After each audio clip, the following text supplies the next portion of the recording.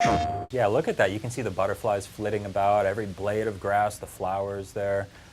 Even just like the textures on all of the decaying architecture there, it all just looks so, so good. Welcome back to PlayStation Underground. What a privilege it is to be sitting here at Blue Point Games in Austin, Texas. I'm joined by Marco Thrush, the president of the company. Hi. Hey. And Peter Dalton, technical director on Shadow of the Colossus for PS4. Hello. Hey, thanks for being here, guys. Well, rather, thank you for letting us be here. This is quite a change for PlayStation Underground to be recording on location here. Super excited to be seeing Shadow of the Colossus. You can see already that this game just looks absolutely stunning. Such an upgrade from the PS2 version and the more recent PS3 version. Marco, I'd like to start by talking to you just about the project and kind of how far the company has come. What's it like now working on this massive overhaul, this new version rebuilt from the ground up for PS4? It's a great opportunity. We're finally, over the different projects we've done over the years, finally grown to the point where we can finally take a project of this kind of scope on and actually do it justice. So it's really great. Cool. And I should mention that we have our pal Russell here sitting on the floor next to us. He can't be seen on the camera, but sorry, Randall. Yeah, Randall is here. He's playing the game for us. He's piloting. Whatever you call me is fine, just don't call me Shirley. Don't call you Shirley.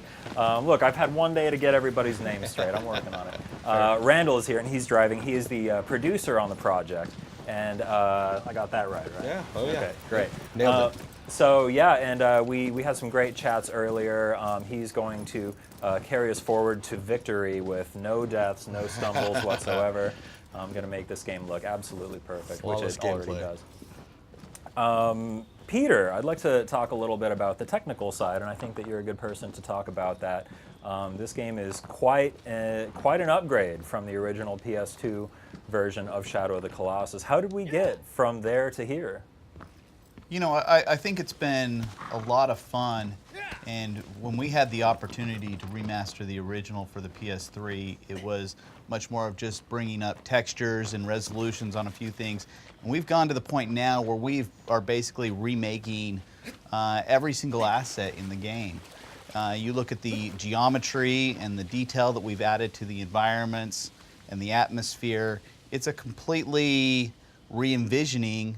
It's trying to stay true to the original remaster of the game. From character animations to the physics to the water simulations to the particle systems. Yeah, look at that. You can see the butterflies flitting about, every blade of grass, the flowers there. Even just like the textures on all of the decaying architecture there, it all just looks so, so good.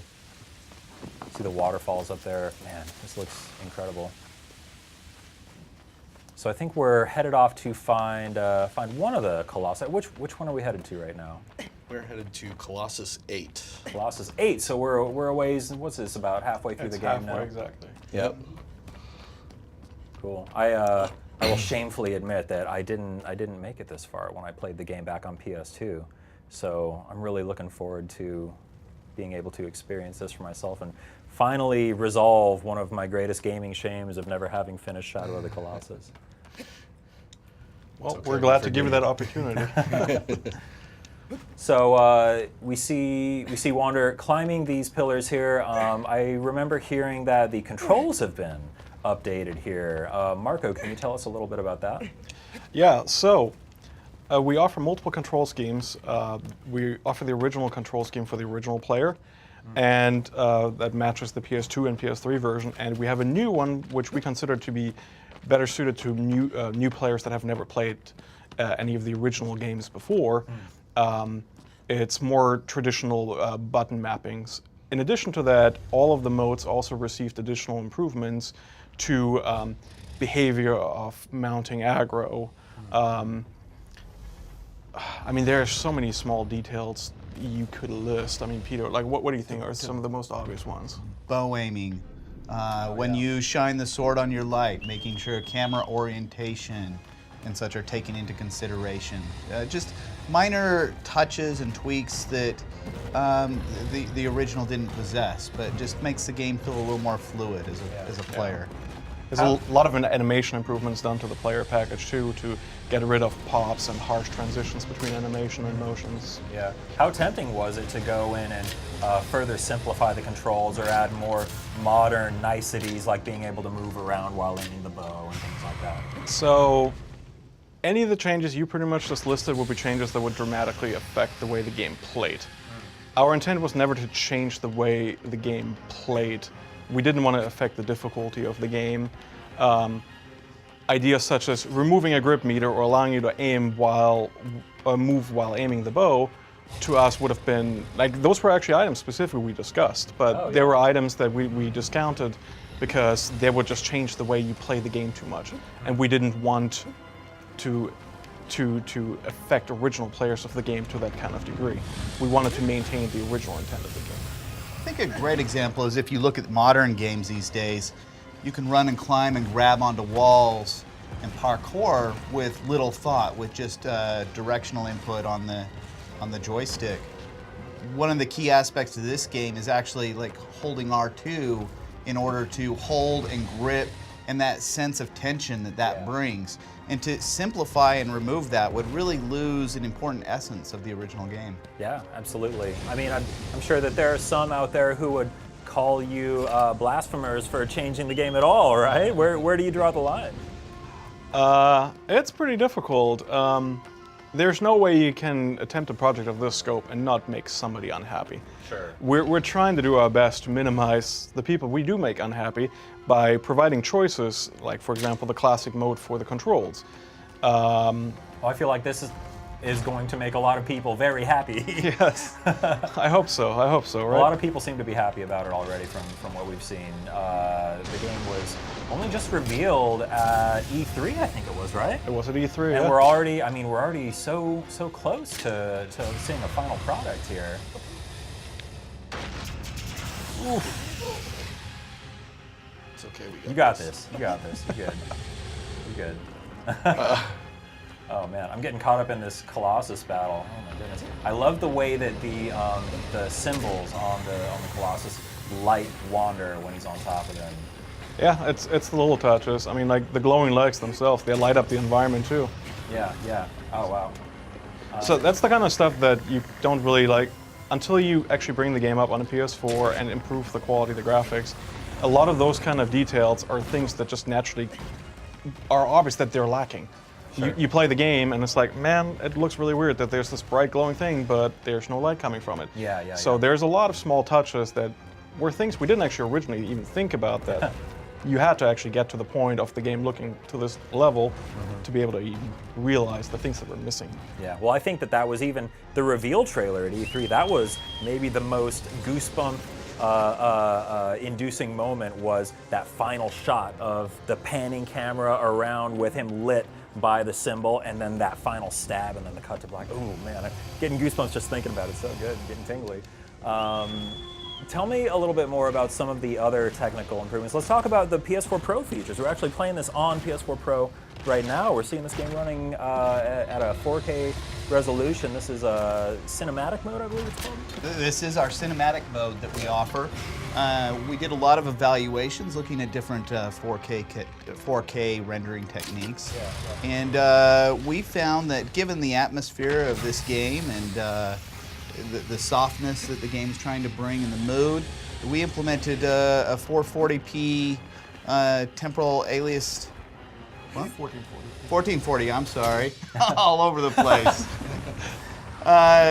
Temporal aliasing. Temporal aliasing, upsampling. And so that gives it a much nicer feel, and and really helps with the image quality at the end. Temporal aliasing. I feel like I heard that term thrown around when we were hearing about Ratchet and Clank. They used something similar, didn't Yeah. they? They did. Our technique for 4K rendering is very similar to the Ratchet and Clank method. Yeah. And it's a temporal super sampling is essentially what it is in this case. Well, it looks absolutely stunning. There's also a performance mode. What does that entail? So performance mode allows us to hit a targeted 60 FPS mode. Oh, okay. It allows you to have greater, it just feels a little bit smoother for the gaming purists that can appreciate an increased frame rate, can appreciate the extra motion fidelity and stuff that you get when you're battling the Colossi. So it's just a little extra punch to put the cherry on top. Does it feel weird playing this game at a higher frame rate, or does that? Because I feel like this was, so many people remember this game in its original form, and obviously there's the, cinematic mode, which is kind of the, most beautiful way to play it. But To me, I think it depends on the person you ask, which is exactly the reason why we actually give you the option to play either at the original frame rate targeting 30 or the new frame rate at the higher performance mode targeting 60, because some people will always prefer running at 30 FPS. Sure. If you give them 60 FPS, they will be unhappy. Then there's other people, you only give them 30 and they're 160. We give them the best of both worlds. Like, we have other options in the game for the exact same reason, being able to adjust the intensity of motion blur. Some people like motion blur, some people don't. So we always try to give people the choice. Cool. So how much bigger of a project is this than when you remastered the game for PS3? Lots of thinking happening here. It's a completely different exponential scale. Yeah. It's the original project was done with 2 QA internal on our end. We had majority of the team was programmers, and we had 1 artist touching up some textures. And this is And on obviously this just team, completely rebuilt. It's completely rebuilt from scratch. Every single asset, high-res scopes created, normal maps baked down, PBR textures created, Man, yeah. So how? Animation, physics systems, animations updated, Oh, wow. water sims. brand new particle systems created for every single particle effect. New But- particle systems added. Yeah, but obviously you want it to evoke the same feeling of the original game. You don't want it to feel different. You want it to feel the same, but better. Like, it's such a weird, fine line you guys have to walk. You want to take the original game and pretend that this team existed now, making this game for the PS4. Like, what would they have done? Yeah, yeah. I think at the same time when people play the original, that you have this nostalgia and you have these memories, and your mind is filled in the gaps. When you look at a PS2 game and you're playing it, just because they've got a flat plane, you assume that, well, this is where the grass area is. Oh, yeah. Here's the hillside, and your mind sort of pieces it together. With the level of fidelity of graphics that we're hitting today, you can't just assume the player will make it up or piece in the gaps by themselves. And now it's our ability to go through and actually expose that and actually bring it to life.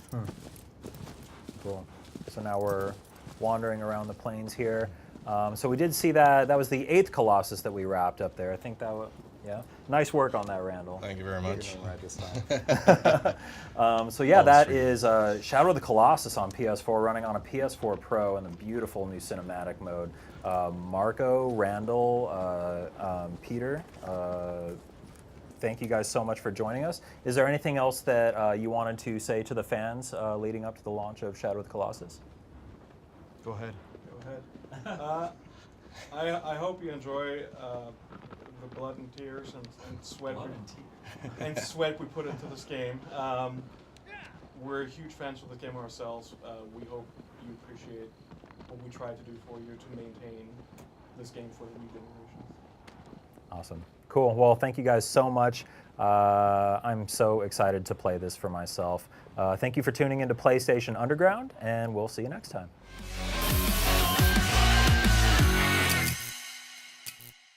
PlayStation